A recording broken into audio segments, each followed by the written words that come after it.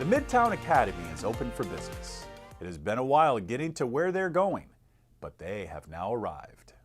In recent years, St. Pete has become an international destination for the arts. And where Midtown is, all of these wonderful resources are in our backyard. We have access to world-class museums, vibrant art districts, festivals, just a great art scene that the kids have access to right down the street.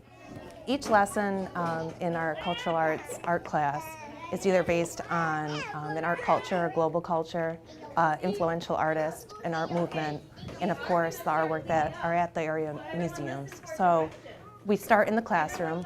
We give an introduction to who we're learning about or what movement we're learning about.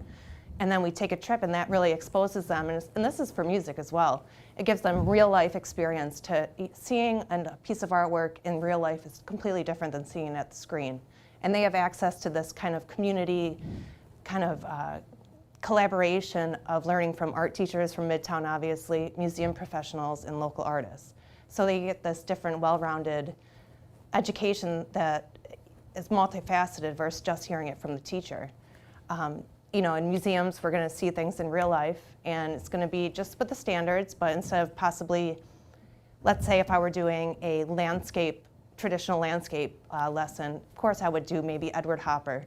But then at the James Museum, they have the Tau Society of Artists, who also fell in love with the American landscape.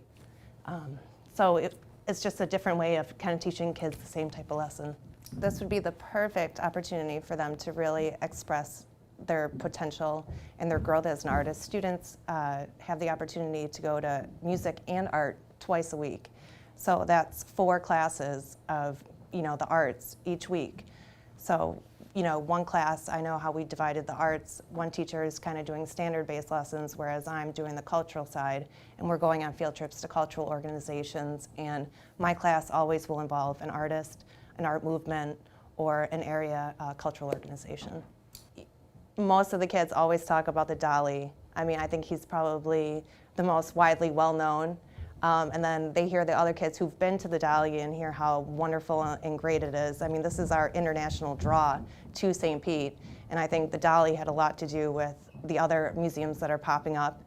The kids just, I mean, he's an enigmatic character in himself. And I think the kids are really drawn to that and his kind of, you know, quirky, I think, strange at first artwork until they realize what it's all about. So they're just so interested in that.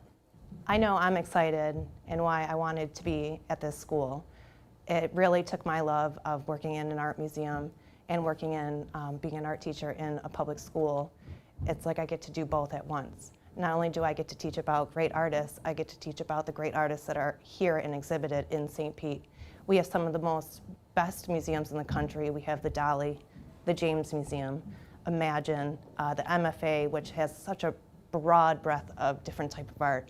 I get to give these kids real life experience on what art is, where it is in the community, and it's just great to be able to take what they learn outside of the school and involve it in the creative process while they're here. Just the whole atmosphere of the school, the teachers coming in, like everybody ready to work. The students are everybody's so excited. Everybody's so behind us. The community, people are asking questions. It's good to be noticed for everything that we're about to do, because I've been here for the last 2 years, and it's every meeting we're like, we're going to be the best school in Pinellas County. It's going to happen. We're going to be the best. And every year we've just seen it progress. Baby steps, but we're moving forward every year. So I'm just super excited about everything here. I definitely think the kids are going to respond. They already have shown response.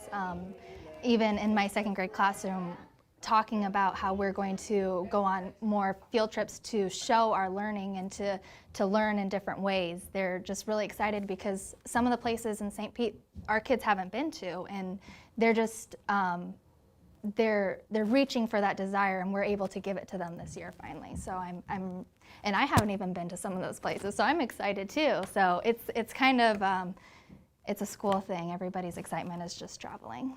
And they were building things with the straws and tape.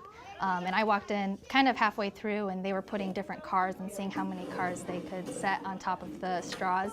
I walked in and every single student had hands on a straw. I was expecting it to be really loud, and they were all talking and like, oh, well, let's put this here. So they were like working together, and I was really, I don't want to say surprised, but I was kind of like, whoa, that's awesome. And they were testing it, and everyone was around looking at them testing it, and they were just super excited to see whose bridge, it was a bridge, and they were putting cars on it. They were excited to see whose bridge was going to actually hold up and hold the most cars. And there was actually a bridge that got 5 cars on it, and they were like, oh yeah, and someone said, we won. And then the teacher corrected them and said, no, this is a learning space. Everybody won by working together and creating something. So it was pretty cool, and they're like, yeah, we didn't win, but we got a lot of cars on, and so it was pretty cool to see.